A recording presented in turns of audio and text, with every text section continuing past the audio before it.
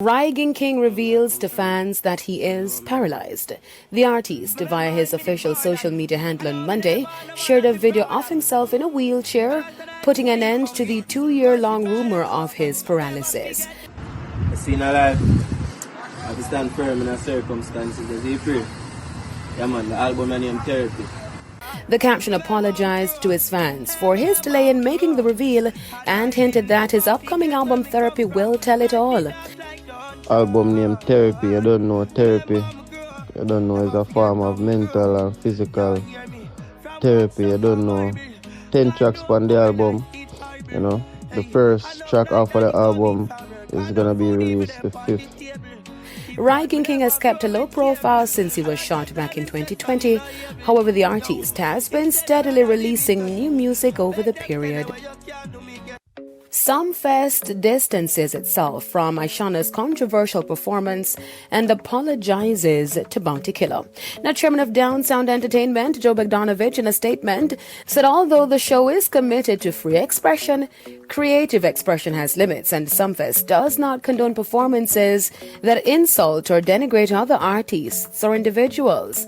Adding that, quote, despite this, it has come to our attention that one of the performers incorporated words and images into a performance that were insulting and demeaning, end quote.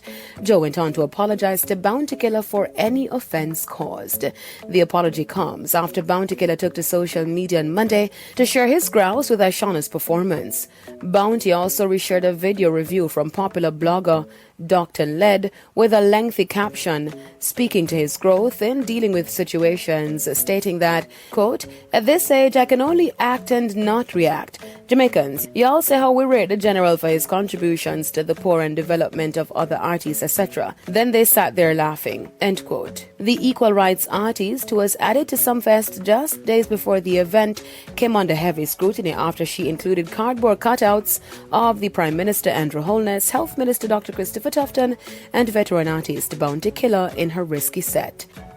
Now, the anticipated Marvel Studios' Black Panther Wakanda Forever released its official teaser on Saturday to the delight of many Jamaicans. The teaser opened with a cover of Bob Marley's No Woman No Cry by Nigerian superstar Thames. No woman no cry. Little darling, don't shed no tear. No woman no cry.